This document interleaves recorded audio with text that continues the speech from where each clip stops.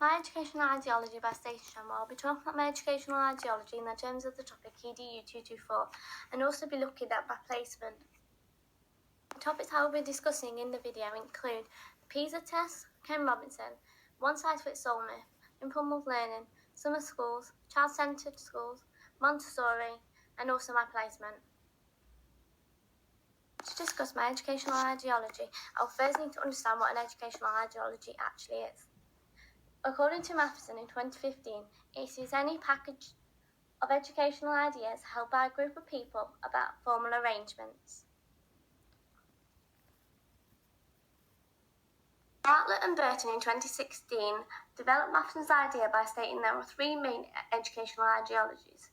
The first being a knowledge approach. This approach is favoured by the government and can be seen as evident in documents such as the national curriculum and the use of exams. The second approach is individual. This approach is favoured by Montessori and Ken Robinson.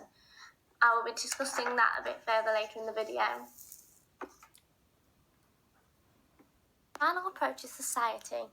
This approach looks at preparing the students for the future and how they fit into society itself. My approach would be a combination of all three approaches, as alone I think they are too simplistic. However, I'd be more towards the individual side of the approaches, and I think that the individual has a key role in their learning.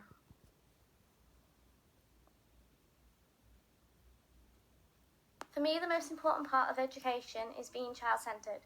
As stated by Dewey in 1897, a child-centred education means the learning opportunities which accommodate the unique interests and abilities of the learner in order to gain new knowledge.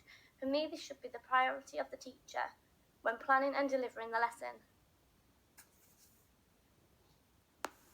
Second focus, I believe that teachers should build a child's confidence and well-being through making education child-centred.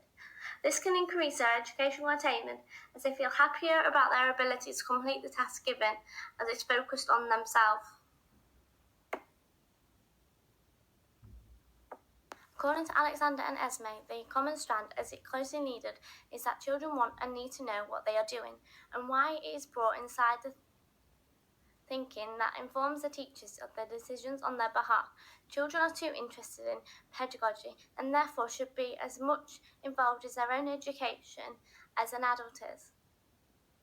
One-size-fits-all approach does not apply to education, as no two children learn in the same way. Therefore, in a classroom, differentiated tasks should be used to suit everybody's different needs and the way they learn. Rationing 2006 points out the differences between the two revolutionary approaches of learning styles versus multiple intelligences. She states that learning styles can be defined as a way human beings prefer to concentrate and store and remember information, whereas multiple intelligences is a theoretical framework for defining and understanding people's different intelligence factors. So what shaped my beliefs? In the first placement I was given in university, in the classroom, the teacher valued creativity, so implemented it as much as she could into the topics. Students then responded positively to this and was interested in most of the topic. In addition to this, students felt encouraged and confident within themselves. The topic of Romans allowed them to explore different aspects by taking on character profiles and different Roman culture. The teacher then gave them differentiated tasks, all of them which were very creative, so they could choose the one that best suited to their learning styles. Therefore, they made the most out of the lesson. I believe that informal learning supports learning as well as formal learning, as it provides the basis to socialise with another person, therefore can be applied to the world of work, because without it, a child would not have a complete set of skills they would need to get into a job, as they would not be able to form the communication with another person.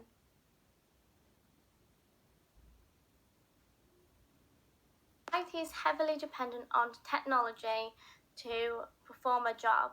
Therefore, it needs to be implemented into education so a person can understand how it works for when they become a certain job role.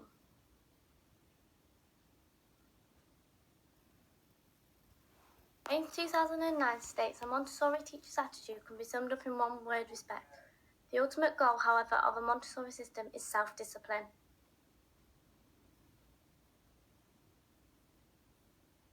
For Montessori, the child can only be free when an adult becomes an acute learner.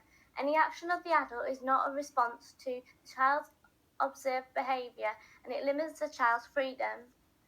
This helps a child to gain self-discipline and can learn from their own movements rather than that given to them by an adult.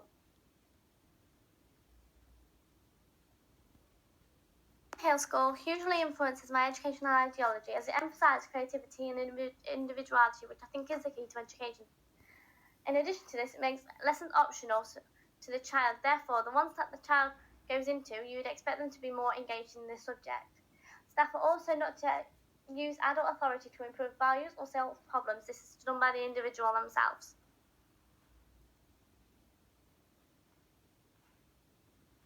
Stating on the Summerhill website, if a society was to treat any group of people in the way it treats children, it would be considered a violation of human rights. I believe that this is true, as education doesn't allow the child to have the amount of value as an adult does in the classroom normally.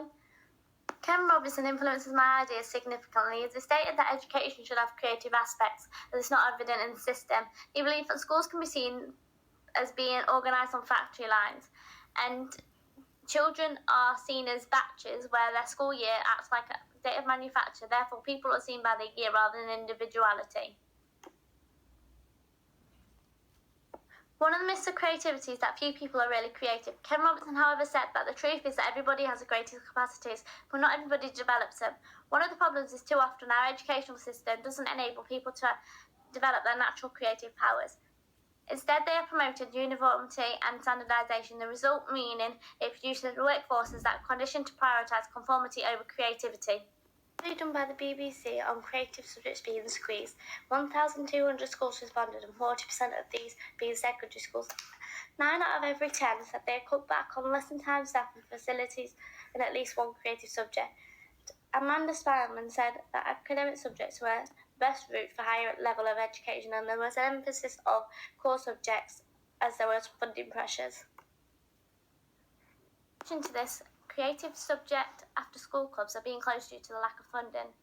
Personally, I believe that there should be a balance of creative and non-creative subjects, as people learn in different ways, and those people that benefit from the creative subjects are not getting it in their education system, which possibly could benefit them in the future, as they may want a creative role in society. Comparing Finland and the UK's PISA results for maths, reading and science.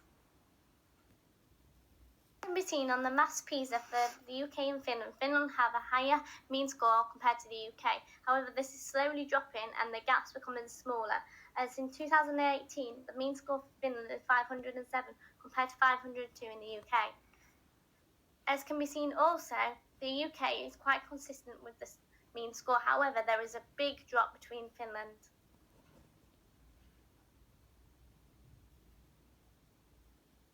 Similar story can be said about the reading as the maths PISA scores, as in 2006 there was a huge gap between the UK and Finland. That is where Finland peaks. However, the UK is quite maintained over a period of time, whereas Finland is up and down, up and down, up and down all the way.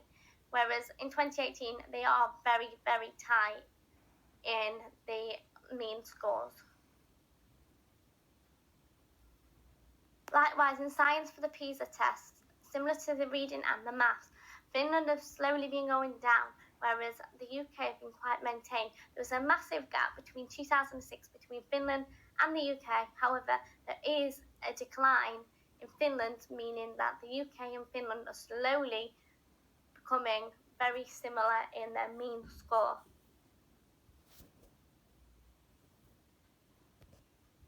Does Finland have greater mean score on all the PISA tests compared to the UK?